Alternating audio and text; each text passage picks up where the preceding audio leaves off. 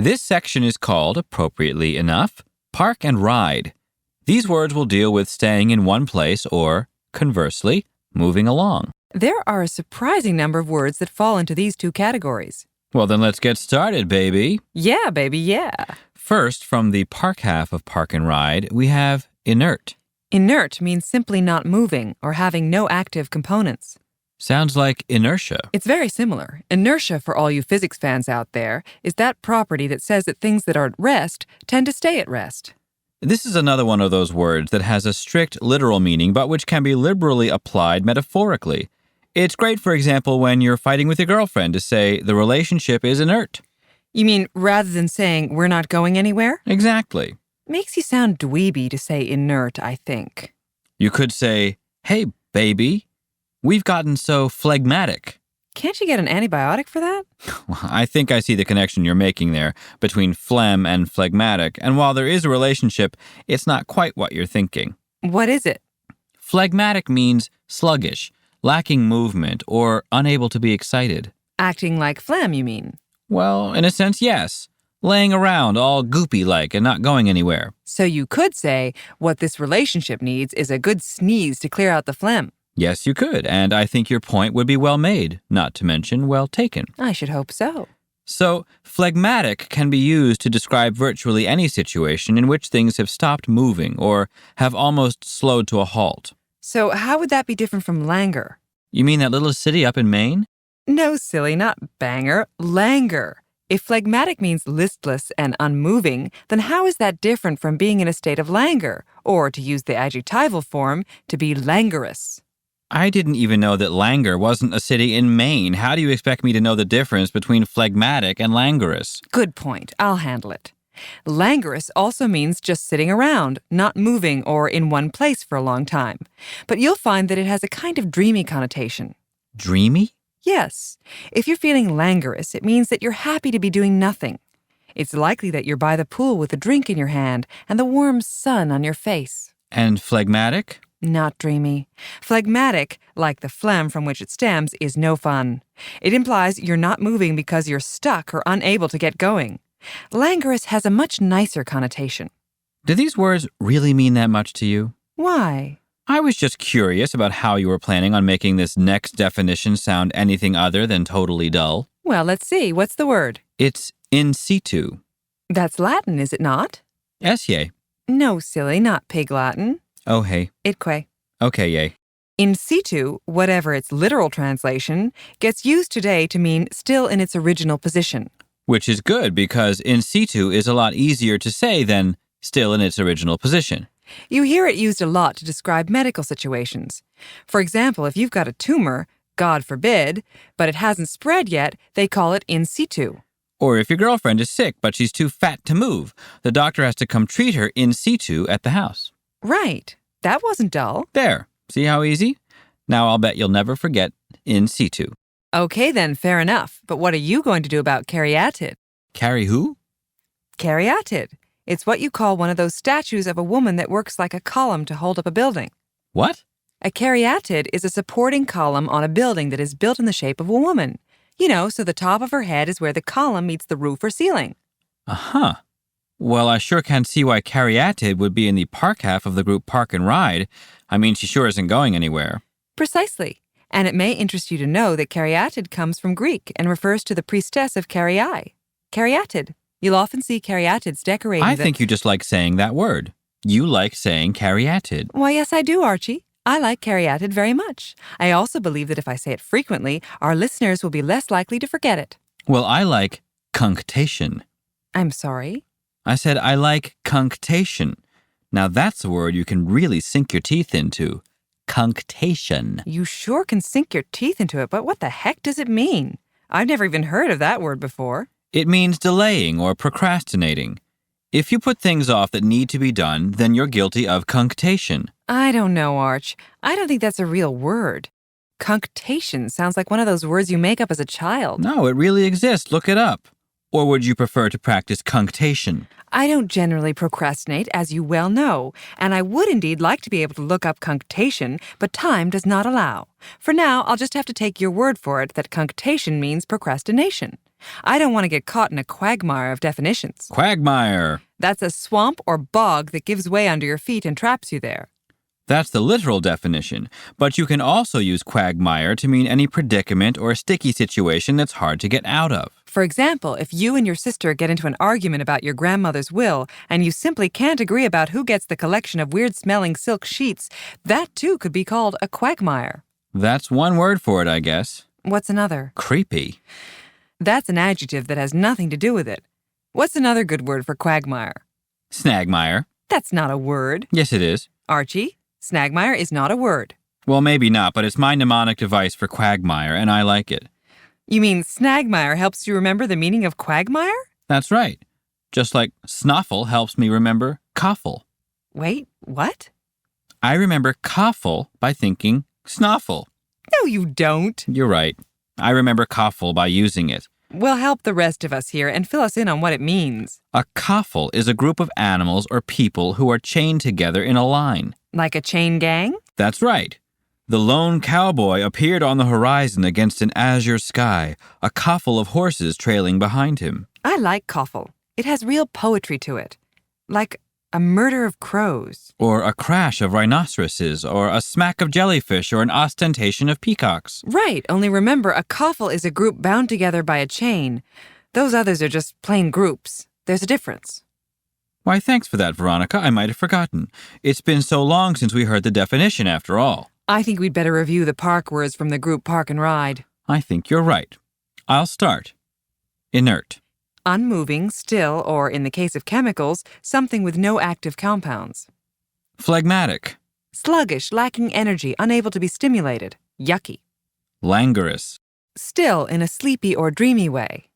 In situ. In place or in its original position. Caryatid. A supporting column in the shape of a woman. Cunctation. Procrastination. Quagmire. A swamp or bog that's easy to get stuck in, or any predicament. Coughle. A group of people or animals chained together in a line. And those are the words from the first half of the group. The park words. And now, to pull it all together for us, it's time for Tully the Turtle. Hello there. I'm Tully the Turtle. Or is it Tortoise? I can never remember. I'm stuck in a cognitive quagmire about my own identity. The same one in which I grew up, I think. Oh well, that's what I get for being so phlegmatic. I never get to the library to look up my family history. I know that both turtles and tortoises came from the same ancestor, but I never learned which. It makes me sad. I'm very sad most of the time. My doctor says it's because I never get out of the house. But I can't really help it. I mean, I was born in situ, as you can plainly see. How am I supposed to get out of the house when it's growing out of my back? Goodness knows I'd love to move into a bigger place. A big mansion with beautiful caryatids holding up the roof. That'd sure be nice. All those tall women. There I wouldn't fall prey to my own inertia. In a palace with lots of servants and helpers, no one would ever accuse me of cunctation. I'd get done all the things I always wanted to. And there'd still be time to lie languorously by the pond and bathe in the warm rays of the sun. But not on my back! No. So sad. But you know what makes me saddest of all? That I would have no use at all for the word coughle in my house. Since I naturally deplore bondage of any sort, I would refuse to keep any creatures, man or beast, chained up in a line. That was a bit of a stretch for coughle, don't you think? Never mind. Let's move along. Perhaps you should get us started on the ride half of the Park and Ride words. Terrific. Allow me to introduce you to my very favorite Joni Mitchell album. It's called Hejira. All the songs on Hejira revolve around the theme of travel, in particular, travel to a better place. So simply stated, hejira is a noun which means a journey or pilgrimage from a lousy place to a better one. Precisely. That's what a hejira is. Can I get mine with extra cucumber sauce? Now. I'd like to hear hejira used once in a sentence, I would. Since Delima had been missing for more than a week, practically everyone figured she'd gone insane or been abducted. But Sallow knew that she had finally begun her long-awaited hejira. Wow, where'd she go? Newport News. Oi, where had she been before? Wilmington. Yikes, so that was a hejira? Ever been to Wilmington? No. Trust me, hejira. Now, word on the street is that Delima didn't stay in Newport News for long, though. In fact, since then, she's been in Santa Fe, Providence, Sioux Falls, and Albuquerque. She's what they call peripatetic, one of my all-time best favorite words. In high school, I had a friend whose father was in the Army, and by the time I had met her, she had already moved 6 times. She always liked to say that she and her family lived a peripatetic life. Then what happened? She moved 7 more times. She really was peripatetic. So much so that I eventually lost track of her peregrinations. Wowie, you slipped that one in on us, didn't you? Peregrination. Travel. Sounds like peregrine falcon. That is, in fact, how I remember peregrination. A peregrine falcon is incredibly good at getting from one place to another. They fly fast and they're very accurate. So a peregrination is something that a peregrine falcon does very well. There's a romantic connotation to the word peregrination that suggests something a little more special than just regular travel. For example, you wouldn't call taking the shuttle from Boston to New York a peregrination unless you were being a little ironic. Don't you think? A peregrination would be more like a journey that started in Nepal and then took you to Florence and then to Tanzania and ended in, say, Orlando. Cool. Likewise, you wouldn't call taking a limousine from one party to the next on Oscar night a peregrination either. That might better be called gadding. Ah, to gad. To gad or to gad about, as it is often used, is to flit from social event to social event or from hotspot to hotspot in a casual, some might say random way. I used to gad about town quite a bit back in the days, before my trust fund dried up and I was forced to earn a living. Then I could ill afford to spend nights gadding from chic boîte to classy cabaret. Work will do that to you. It's also hell on your hands. Just look. Ooh, that's bad. I don't know what I'm going to do. Whatever it is, act with celerity or it may be too late. What, is vegetable juice supposed to be good for the skin? Not celery, silly. Celerity. It means quickness, speed, or rapidity. You mean it's not what you use to stir your Bloody Mary? No. If you're stirring your Bloody Mary with celerity, then you probably ought to quit stirring and start drinking. Look at it this way. Ambulances move with celerity. Celerity is essential if that package is going to get there by this afternoon. Marcia and Stickley agreed that for the sake of the little ones, they should work things out with celerity. The little ones? You've never met the little ones? I don't think so. Oh, they're little all right. I mean, really. That would make them motile too, I guess. Well, pound for pound, I'd say they're pretty easy to move, but they can also put up quite a fight. They don't generally like to move.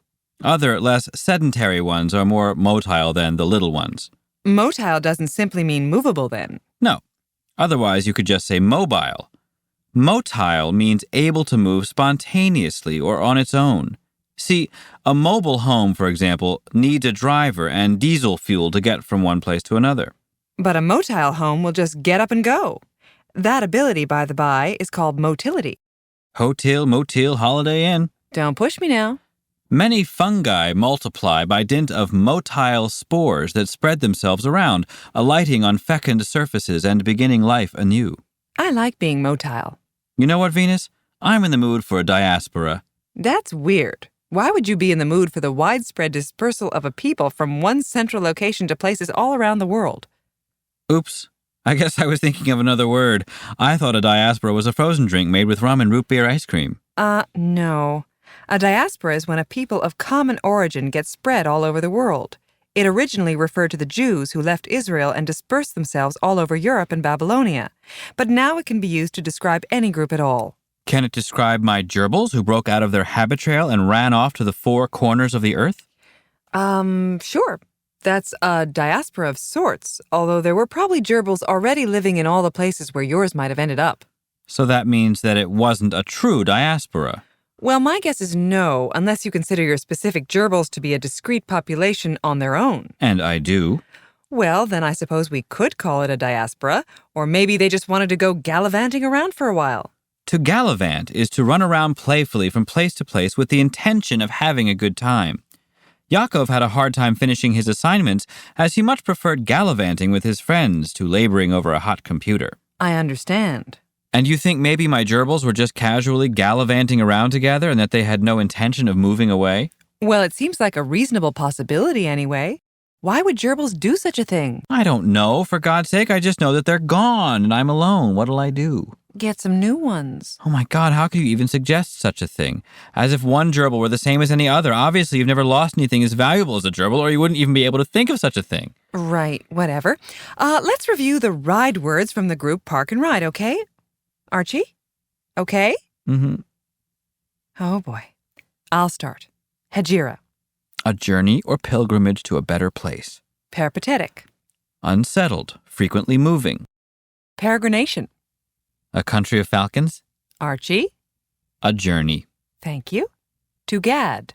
To wander or meander aimlessly from place to place. Celerity. Speed or rapidity. Motile. Capable of spontaneous movement. Diaspora.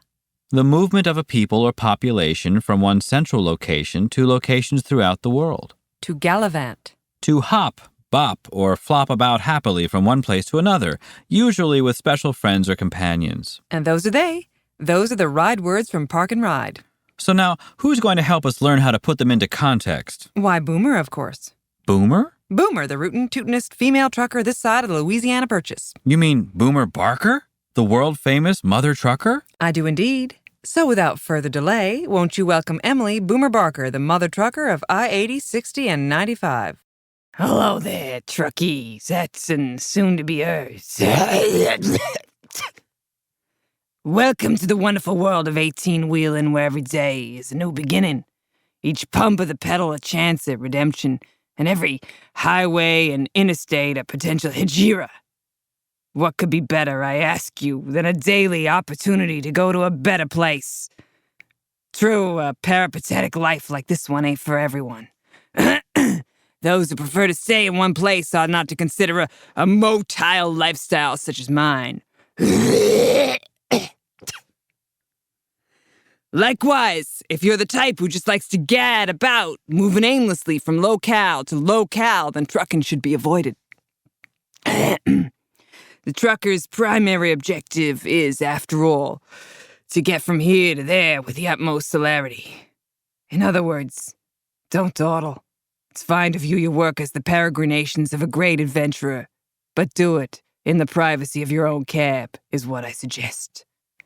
You can tell your friends you've been gallivanting around the country, moving from fancy affair to fancy affair, if that's the sort of fantasy you require. However, let's face it, trucking is work first, spiritual uplift second. And it can be tough.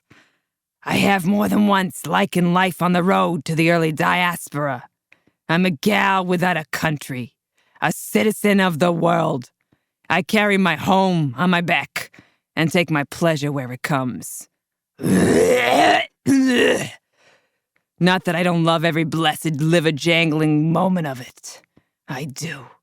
But I've earned my place among the giants in the field, and so must you. Oh, and be sure to get a real good radio. It's key. That would be Boomer, world-famous mother of all truckers. She's cool. Yes, she is, Archie. Yes, she is. But now it's time to finish up with the Park and Ride words with our famous final wrap-up. Indeed, it is that time, Archie. Quickly now, you'll hear a melange of words from both groups in no particular order. Each word will be followed by that part of the speech in which it was used for context.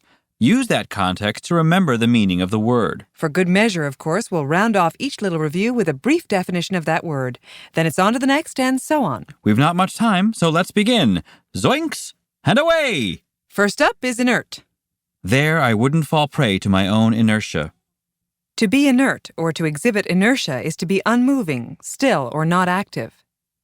Hegira. Where every day is a new beginning, each pump of the pedal a chance at redemption, and every highway and interstate a potential hegira. What could be better, I ask you, than a daily opportunity to get to a better place? Hegira means a journey to a better place or higher level. Phlegmatic. That's what I get for being so phlegmatic. I never go to the library to look up my family history. Phlegmatic means sluggish, slow to get started, hard to stimulate. Peripatetic. True, a peripatetic life like this one ain't for everyone. Those who prefer to stay in one place ought not to consider a motile lifestyle such as mine. Peripatetic means moving frequently, unsettled, without a permanent home. Languorous. And there'd still be time to lie languorously by the pond and bathe in the warm rays of the sun. Languorous is still or unmoving in a dreamy, sleepy, or unhurried manner. Peregrination. It's fine to view your work as the peregrinations of a great adventurer, but to do it in the privacy of your own cab is what I suggest. A peregrination is a journey. In situ.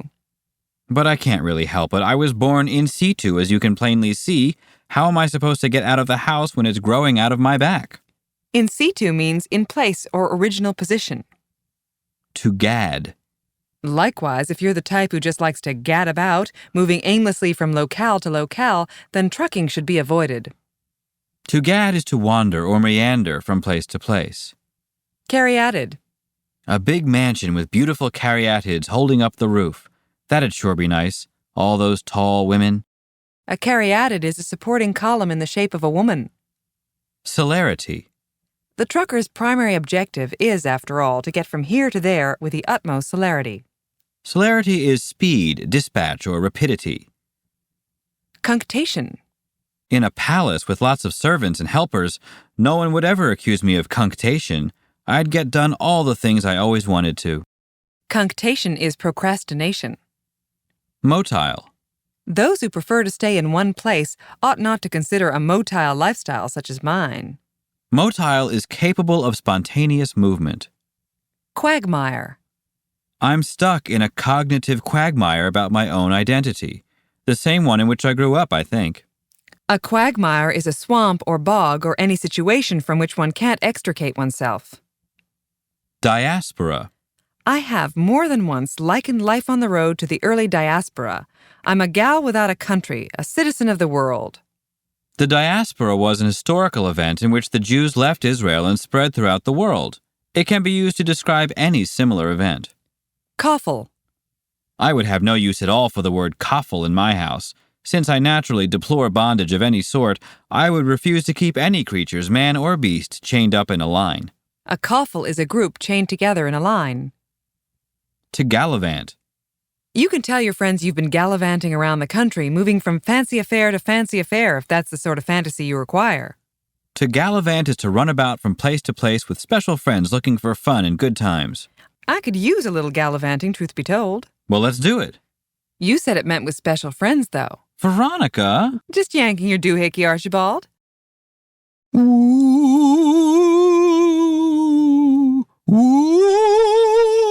Hey, Archie? What are you doing? I'm making spooky noises. Dare I ask why? Or is it simply a way to ease us into this next word group, shadows and light? I'll take that as a yes. And I suppose we'll be starting with the shadows portion of the group? Well, okay then. This next group of words all have to do with some kind of darkness or lack of clarity. They're spooky. Right, they're spooky. And the first spooky word is... Obfuscate.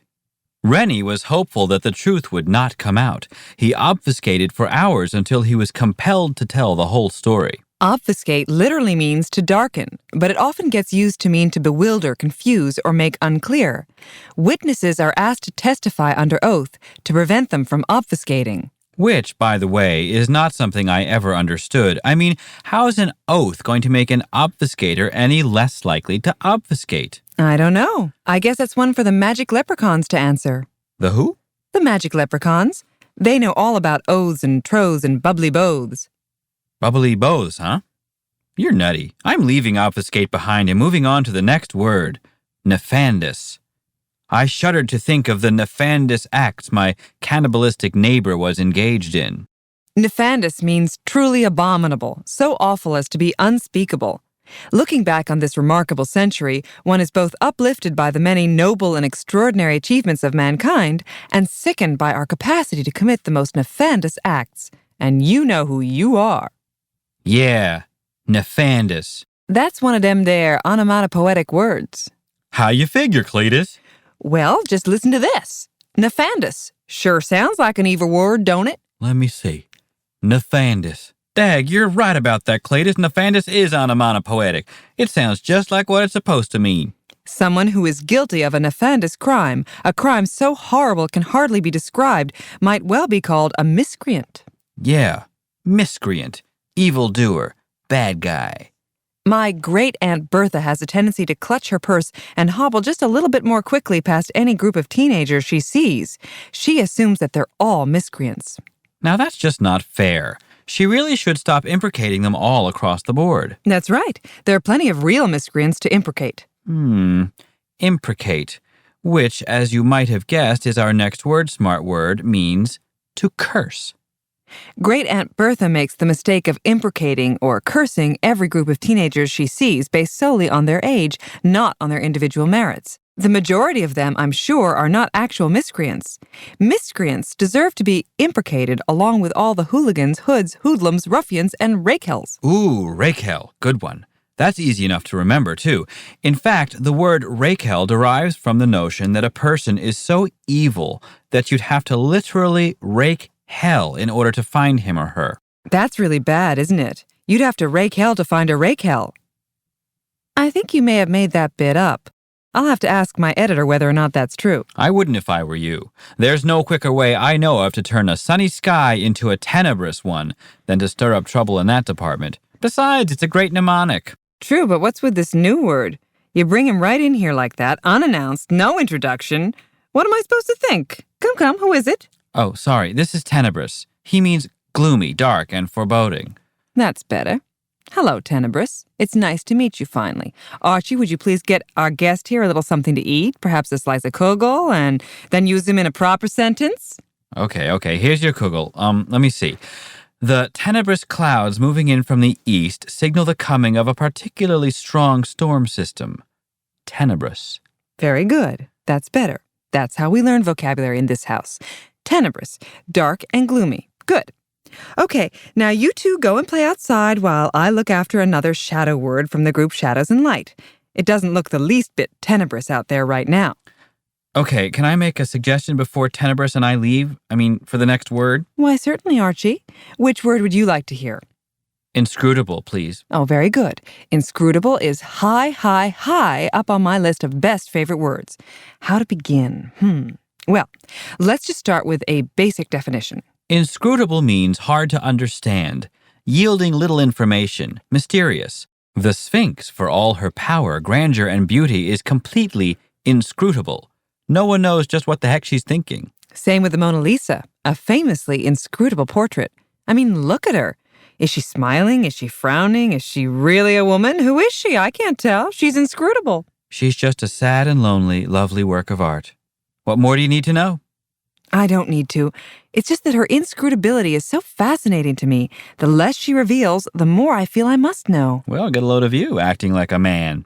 I also feel like we're close to finishing the shadows portion of this group. We are but one final bon mot away from covering them all. May I have the honor? Hit it. Then I give you Thonic, spelled, and I kid you not, CHTHONIC. Sounds more like what a Dudley Moore character likes with his gin. Well, the first C is silent. And not to mention the first H. Whatever. Thonic means having to do with the underworld, like where all the demons and gods and people who live after death hang out. The underworld. Thonic. Henrietta was so obsessed with all things chthonic that she wore nothing but black, hung heavy drapes on her windows, and performed strange rituals to summon the denizens of Hades to the floor of her bedroom. Goth chicks of the world unite. Goth chicks? Never mind. I'll get back to the world of WordSmart Genius too, with you or without you. And do a review. Lots of oohs in that sentence. Can we just start? Okay, I'll start. Obfuscate. To make unclear, to bewilder or confuse. Nefandous. Something so horrible it cannot be spoken of. Miscreant. A bad guy, evildoer, general skunk. To imprecate. To curse. Rakehell. A really evil person. Tenebrous. Dark and gloomy, even a little spooky. Inscrutable. Hard to understand, unyielding of information or mysterious. Thonic. Having to do with the underworld. Well, that would be just about all of them for the shadow section. I think it's that time again, time to meet the master. Time to hear the vocab as it comes to life in the mouth of some super genius with the context to make it all sing. Where do you come up with that stuff? Just introduce the judge. Oh, sorry. Ladies, gents, please give a warm welcome to Justice Penelope Morgan Philo-Fallowstein for the 27th Circuit Court of Upper Inner Outer Monmouth County. Oi, hello. Oh, what a day on the bench. My buns are killing me. If I have to listen to one more lying, cheating, obfuscating son of a you-know-what sit in my courtroom and mock my legal system, I'm going to need more than your average day in the shop to unwind. Oh, the nefandous deeds these miscreants indulge in. Oh, God, I can't even talk about it. It gets me so mad. Where's my compact? Oh, there. These clouds are getting so tenebrous, I'm going to need a flashlight in a minute if I'm going to find anything. Oh, boy. Anyway, let me tell you about this last Raquel the bailiff dragged in for me today. He's from somewhere I can't remember where, but his ex-wife is suing him for imprecating her following the divorce. So I says to them, if you still wanted to have sex, why'd you break up? To which his attorney, that schmuck who suddenly stops being so totally inscrutable, responds by dispensing information for free at this point. He says the guy didn't impregnate his client, he imprecated her, damning her to Haiti or some such donic place, to which I respond, I wasn't aware that the law forbade cursing people to hell. He says it's not, strictly speaking. Only problem is, it worked. Seems this lady's just barely managed to get back from there, and now she's suing for the price of a dye job for a badly burned hairdo. I say hair don't, but either way, the gal's got a point. That's my kind of justice. Lone justice, it would seem. No justice, no pizza. Archie? Would you believe no justice, no peas? Arch. Oh, all right, no justice, no schmustis. Better. Now let's turn the beat around here and look at the other side of the mountain. That's right, it's time for the light half of Shadows and Light. This ought to put us in a better mood, eh, what? I should think so. Shall we dance? Do let's. Allow me to introduce our first glamorous contestant. She's from way down south in Dixie. She's divinely bright. She's giving off light. Ladies and gentlemen, she's scintillating. Isn't she lovely? Oh, yes, Archie. Just look how scintillating. Notice how the light seems to shine almost from within. And just look at how brilliant. My, this is a display the likes of which we haven't seen in quite some time, isn't it? Indeed, Veronica. But that's the thing about scintillating. Time just does not seem to dim her lustrous beauty, even when she gets applied unfairly or incorrectly, as she so often is when people are describing mood swings, napkins, or late Barbra Streisand films. That's right, Archie. It's important to remember, even as she leaves the stage, that scintillating literally means to give off sparks. So be certain to use her only when you mean that something or someone is so wonderful or compelling that they appear to be doing just that. Good point, Veronica, and allow me to say that you are positively scintillating yourself tonight. You're just giving off sparks. Well, thank you, Archie. No need to thank me. It's very simply the truth. Now, let's take a look at our next bright-eyed contestant, Diadem. Oh, now here's an unfairly underrated beauty. Just look at her, will you? She's not quite as statuesque as some of our competitors, but my, who else can claim to mean a sparkling crown or tiara? Wow, I'd hate to be around should she win tonight. Can you just imagine the sight of Diadem actually wearing a diadem? A crown with a crown would be almost more than I think these judges are willing to see. You could be right, Archie, because remember, as popular as Diadem is, and let's face it, every contestant wants to be wearing one, she's never actually won this contest. That's right, Veronica. Over thousands of years, Diadem has never worn her namesake. Never. Not once. It almost seems unfair, doesn't it? She certainly would look resplendent, though. Let's hear it for Diadem, the sparkling crown, ladies and gentlemen. Speaking of resplendent, I have here a message from the organizers saying that Resplendent is unable to compete tonight. Apparently, although she means dazzling, gorgeous, and beautiful, In other words, everything we love. she has sprained her ankle on a broken heel and will have to drop out of the entire competition. Wow, that's big, Veronica. No Resplendent in competition here. Amazing, Archie. That's really going to change things here tonight. Just imagine. No, you look resplendent in that new gown. No, Jacqueline was resplendent in pearls, fur, and an enormous flowing cape. No, she looked twice as resplendent last year in a better dress and with a better bag. It hardly seems possible that we could go on without her, but ladies and gentlemen, we have no Resplendent in competition here tonight. You better believe the girls are quietly cheering backstage, especially Lucent, who has lost the coveted diadem no less than 3 times in the last 5 years to none other than Resplendent. Truly, Veronica, no one stands to gain more here tonight than does Lucent. Meaning bright, brilliant, glowing, and incandescent, Lucent has been playing the underdog here for years. But with the forfeiture of resplendent, this just might be her big night. Remember, Archie, when we first saw Lucent some 500 years ago? She was in that sentence, "The moon is so lucent this evening that I don't need a light by which to read." That's right, Veronica. Lucent seemed so simple and beautiful at that time. Who could have imagined just how luminous she'd grow up to be? Now she's an honest-to-God world-class competitor, right up there with the brightest names. And just look at her, will you? The long lines of the L, the curl of the C. You're right about that, Veronica. Lucent has a terrific set of consonants, but frankly, I'd like to know if I can buy a vowel. Oh, you. Well, there she goes, bright, glowing, brilliant Lucent. Now we have a new entry this year, by the way. Yes, here she is, ladies and gentlemen, Miss Diaphanous. Diaphanous making her first appearance on the pageant circuit this year, wearing... Oh my God. What is it? My goodness, Diaphanous is wearing a see-through dress tonight. Well, of course she is. Diaphanous. So light, so sheer, so clear, so nearly transparent. But I can literally see through her dress. Not completely clearly, but I can see through it. And if you couldn't, she wouldn't be diaphanous. But, Veronica, I can see her... Archie, that's enough now. Let's let Diaphanous exit and introduce the next contestant. Okay, here comes lapidary, a word I'm frankly surprised was admitted. I can see why, Archie. There's something a bit problematic about parading around the fact that one makes a living cutting and selling precious stones. I mean, how can Diadem feel with lapidary running around the same dressing area? It is a little morbid, Veronica, but rules are rules. It's interesting to note that lapidary can be both a noun or an adjective, and I dare say that she is a she, no, that she'll earn at least a few extra bonus points during the talent competition for that. True enough, Archie. She may be less than glamorous. She may be more substance than style. She may even be giving the truth to the lie of this whole competition. But you must hand it to lapidary. She can be either a noun or an adjective. Just listen to her entry sentence. The aging lapidary, considered by many to be the best cutter in the whole Diamond District, was also possessed of an encyclopedic knowledge of lapidary history, science, and culture. Wow, Archie. That's one heck of a beautiful sentence.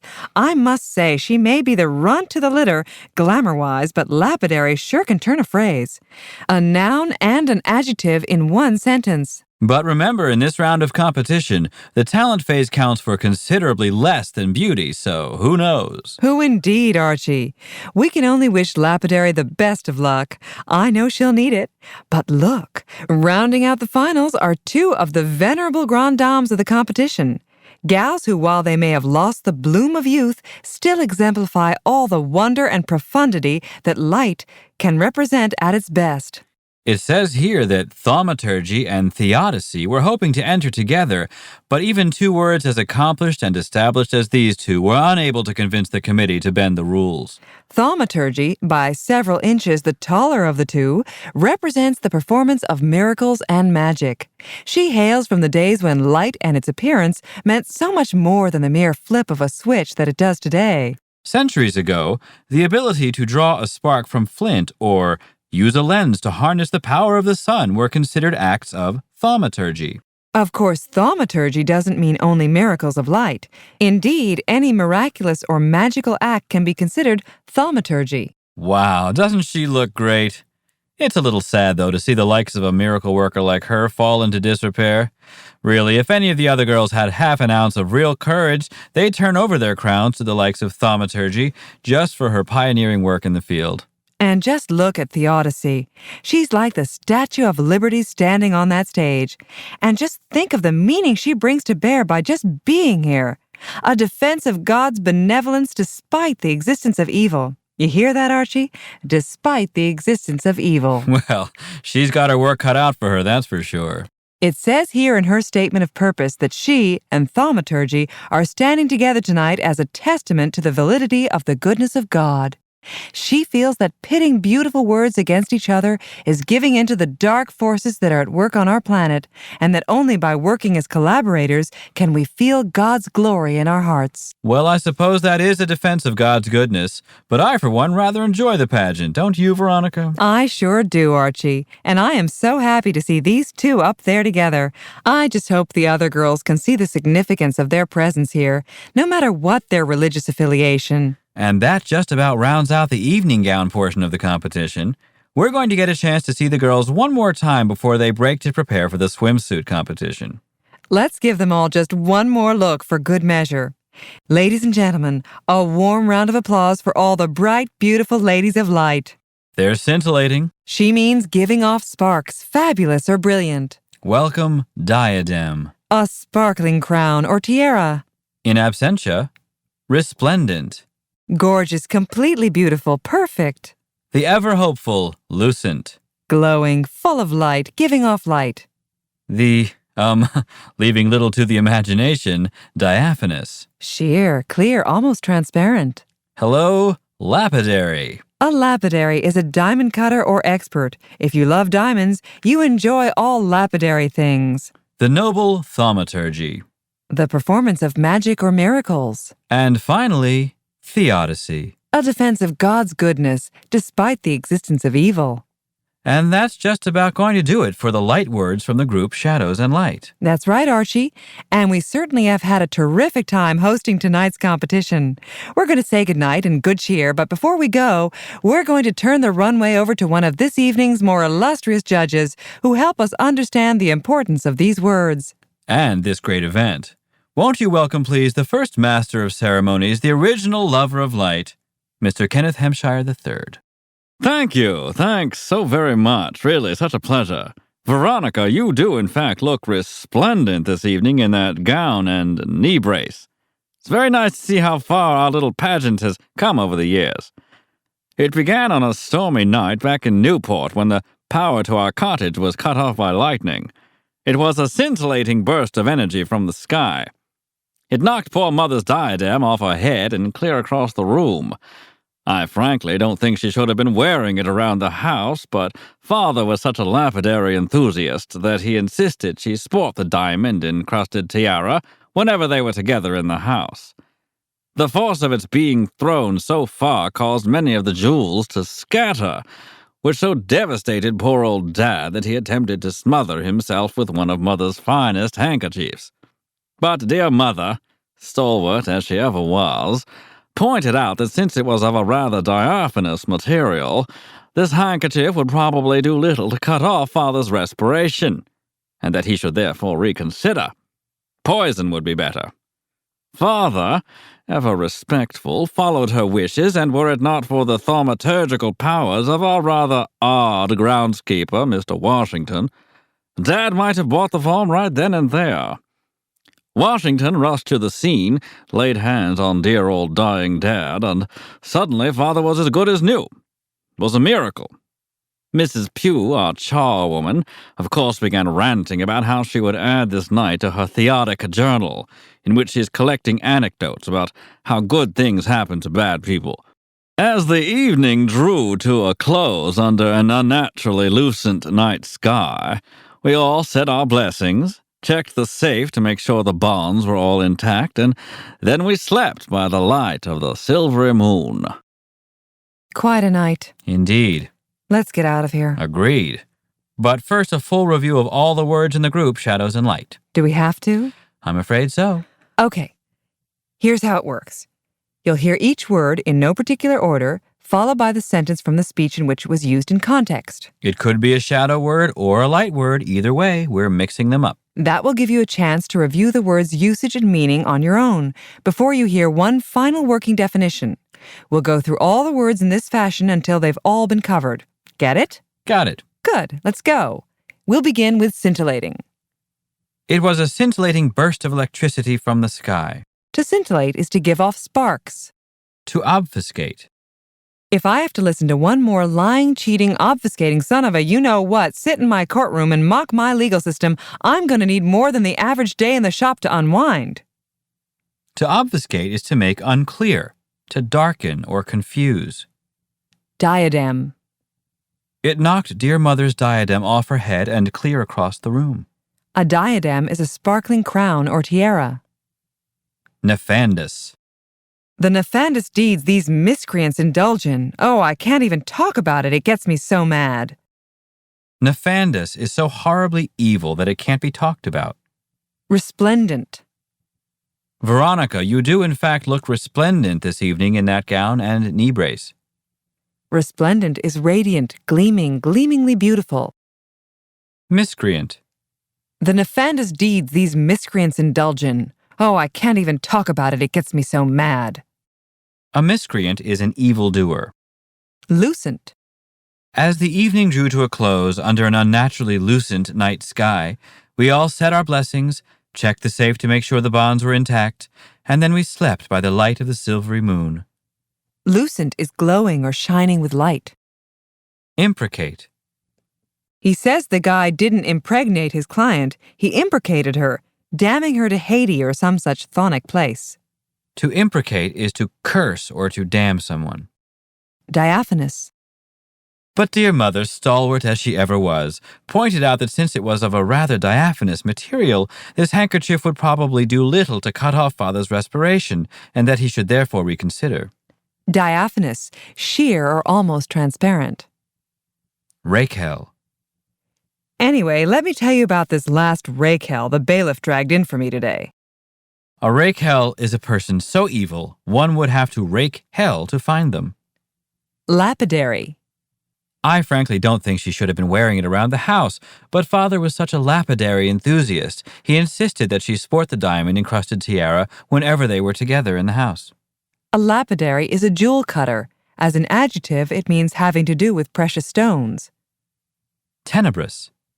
These clouds are getting so tenebrous, I'm going to need a flashlight in a minute if I'm going to find anything.